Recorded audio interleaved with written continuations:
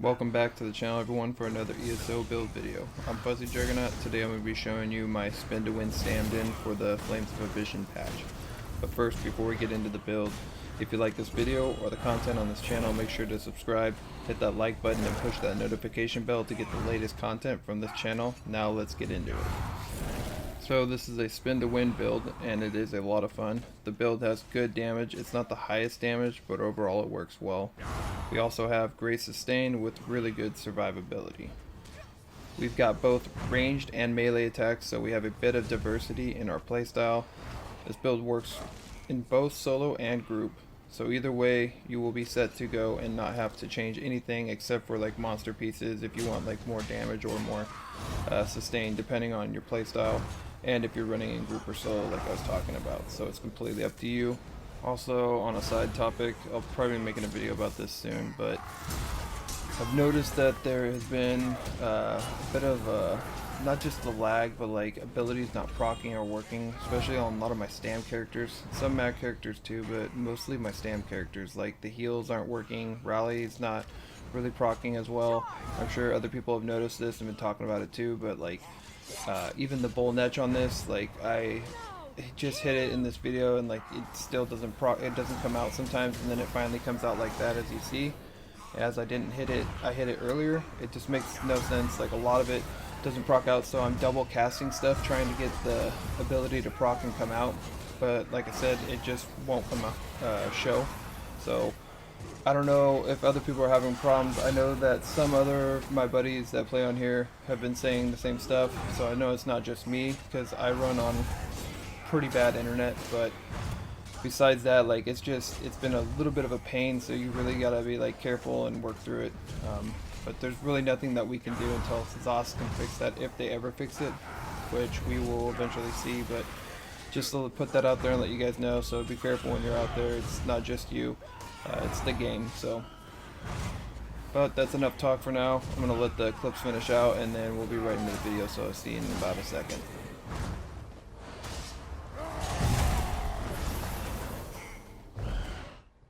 Alright, here we are. Let's go into the character sheet. So these are on buff stats right here. Sitting pretty well. Fully buff up, we go up to 6k weapon damage. Stay at 30% crit. Our physical and spell resistances go a lot higher. There's two ways to run this build.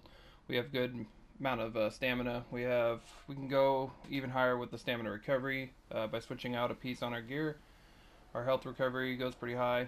Overall, it's not bad. Goes back bar. These are unbuffed right here. You can pause to check these out. I'm not going to go over every single stat on here right now.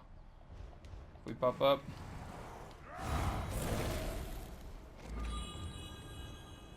back bar, like I said, you can get the stats even higher. This is front bar right here. So overall we go to like 61 or 6200 weapon damage, which is really nice. Hits pretty hard. You can get your resistances even higher too if you want. We have 4 points into health, 60 points into stamina. You can put all into stamina if you'd like. It's completely up to you. We're running the Serpent Mundastone. We have Bewitched Sugar Skulls for food. You can use whatever food you'd like, but Bewitched Sugar Skulls works the best. Now we'll go into our inventory. So for our slottables, we're using Crown Tri Restoration Potions or Tri-Step Pots, or you can use the Immovability Pots. It's up to you. Lately, I'm probably going to go towards some immovability pots because Nightblades, you just can't break out of their stuns, which is ridiculous, but that's optional. So our first set's going to be Spriggans.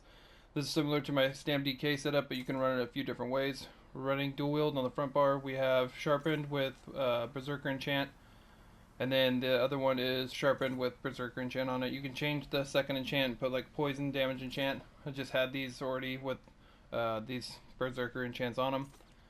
Then we have Sword of Endurance, Decisive for ulti regen. We have a magic damage, restore health. I just haven't changed it. You can put whatever you want on there. Then we have a shield with health, reinforced. Give us a little more max health on our back bar. You can switch that out also if you'd like. You can put magic or stamina, whatever you feel you're lacking in. Then for our first monster set, it's going to be Bloodspawn, Impenetrable, medium, running 5 medium, 2 heavy, and we have a max stamina enchantment on here, Impenetrable. We have Torogs. We have a 4-piece of Torogs. You can go 4-piece fortified brass if you'd like. I don't have all the pieces on here, but you can do fortified brass too if you'd like. And then you can also switch it out. Instead of the way I run it, you can put 5-piece fortified brass if you'd like that too. But we have reinforced tri-stat enchantment on here. Balorgs, Arm Corps. These are max stamina with impenetrable on them. Medium. The chest was heavy. We have medium belt, well fitted, max stamina. Went for, I think, 3 impen, 2 reinforced, 1 well fitted, 1 divines. Preferably go 2 well fitted if you want, or you can go all impen. Optional, completely up to you. This is just how I have it set up. Spriggan's arms, impenetrable, max stamina enchant. Then we have Torog's pants, heavy, tri-stat enchant on here, reinforced to boost a little bit of our overall stats and get us a little bit of higher health pool. Then we have Torog's medium boots with impenetrable, max stamina. And then we have necklace of endurance, infused stamina recovery. You can put more weapon damage if you want. That's optional. Spriggan's rings on right here, and then we have infused on both with weapon damage enchantments on them. Now, if you feel like you need more sustain, I feel 1800 is pretty good, but if you need more, you can always put on Storm Fists right here. This will increase you to almost 2k recovery. Or if you want a little more resources, you can put on Dami House. That's completely optional too for more stamina and magicka. So any of those work. You can put whatever you want. I just have Balorgs to give us a little more damage. And then if you want, you can take off the Spriggans and put a fortified brass here if you feel like you need more resistances, and take off the necklace and put on Spriggans necklace, and that will allow you to have a 5-piece of fortified brass. I don't feel I need it, but if you guys want to do that, you can. I just use the 4-piece Torogs, but both fortified brass and Torogs work. Now let's go into our skills. So first up we have on our front bar is Subterranean Assault. This is unbuffed tooltip. It's really good. Does AoE damage, comes out twice. It's good burst damage when you put all your bursts together. Then we have Camouflage Hunter. I'm only running this for our critical rating. You don't have to run this if you don't want to. I just wanted to be at 30% so I get some crits. But crits aren't super important for you. Then you can switch this out and put on Shuffle or whatever else ability you would like to put on the front bar right here. You can switch some around. That's optional. For our second one, our third is going to be Bird of Prey. This also gives us our Minor Berserk, the same as Camouflage Hunter, but this also gives us speed boost. We have Whirling Blades. This is going to be our sort of execute and spammable when people are below 50% health. Does a good amount of damage when it's fully buffed up. Then we have Cutting Dive. This is another spammable at distance, puts a bleed on them, hits pretty hard, and can set the enemy off balance, and it's pretty cheap. Then we have Dawnbreaker of Smiting.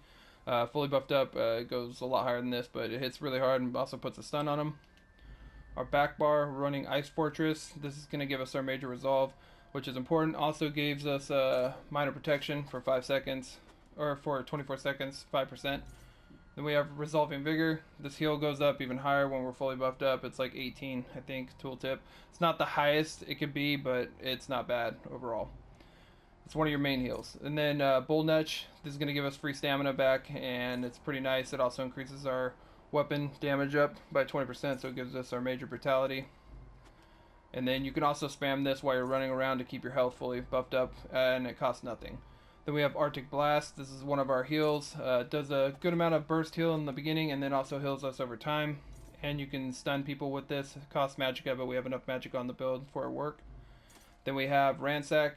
This is a flex spot if you don't want to use this. I just have this just in case because it's cheap, and when I'm up close on people and I can hit this on them when I'm trying to lay down my burst combos, then this works very well, and it's going to debuff them by 6k on their physical and spell resistances, so it adds in, so it puts us at like 14 to 15k penetration. And then I have Secluded Grove for healing on the back bar. This is like a oh shit heal. If you're getting hit by a bunch of people, you can put this down and it can save your ass. This is also optional. You could put whatever else you'd like here. If you want to use the, I don't have it on here, but if you want to use the Sword and Board ulti, you can. Now let's go into our champion points. So starting off, we have 40 into Tireless Discipline. I put 10 into Quick Recovery just to unlock this tree right here. Then we have 50 into Resilience. It's going to give us that critical resistance. Then unlocking this tree allows us to put Duelist Rebuff on, which is also really important. Reduce your damage taken by single target attacks by 2% per stage. So it gives us 10%. Then over here, I have extended might. I have 40 into piercing to give us that offensive penetration, then 20 into battle mastery just to give us that status effect. I don't put as many points into there because I don't have a whole bunch of points. Then just to raise our critical rating up a little bit, I put some 40 points into precision. That's not a must. If you try to get everything else if you can. This is just extra and bonus points. Then I have 30 into bless for 3% more healing, so we have 4% healing altogether on the build. And then up here we have deadly aim for 10% damage done for our single target attacks, and then biting aurora we have 10%, which 50 points into this, which gives us the AoE damage. So the 4 that we have on here is deadly aim, biting aurora, resilience, and duelist rebuff. Now red tree, we just put 45 into tumbling to reduce the cost of roll dodge, 10 into mystic tenacity, that's just to unlock this part of the tree right here. We have 40 into hero's vigor to give us that 1120 health. I have 40 into sprinter. This reduces our cost of sprint. Then we go over here, we have 40 into defiance. This increases this decreases the amount of stamina it costs to roll dodge, or not roll dodge, break free. And then we have Jugernaut right here. So while you're under a status effect like being stunned, CC'd, off balance, any of that stuff, this allows you to take 10% less damage, which is quite often in Cyrodiil, so this is definitely a must-have. Then we have rejuvenation. I have this to increase our recoveries on everything. You don't have to run this, you can put something else if you'd like, that's optional. Ironclad is a must in my opinion. This is going to increase our armor by 1731. And then balanced vitality is also a must in my opinion, but you can choose to run something else. This is also going to give us 1400 max health. So the 4 that I have in here is Boundless Vitality, Ironclad, Rejuvenation, and Jugernaut. Now if we go over to our green tree is optional for you. The main ones I run is just break fall, reduce our damage taken, or fall damage, sorry, by 7% when we drop down. So right now it's at 21%. And then I have 60%, which is 30 points into steadfast enchantment. This just decreases our enchantments on there, so we don't pretty much have to renew our weapons and charge them every single time. But the main ones to have is rationeer. This increases your food by 30 minutes. Then we have liquid efficiency. This is going to give you 10% chance to not consume a potion. And then Steed's blessing. This is an important one. Increase your out of combat movement speed, so you're allowed to run and catch up to people if you're not in combat and all that stuff, and get away if you're not in combat. And then I have just increase your mount steed speed by 2% per stage, so 6%. So it allows us to run a little faster since my mount's low on this character. So on here we have rationeer, liquid efficiency, gifted rider, and Steed's blessing. That's it for the champion points. I'm pretty sure I covered everything. If I missed anything, just let me know in the comment sections down below. I appreciate everyone stopping by and checking out the video, and I'll catch you guys on the next one.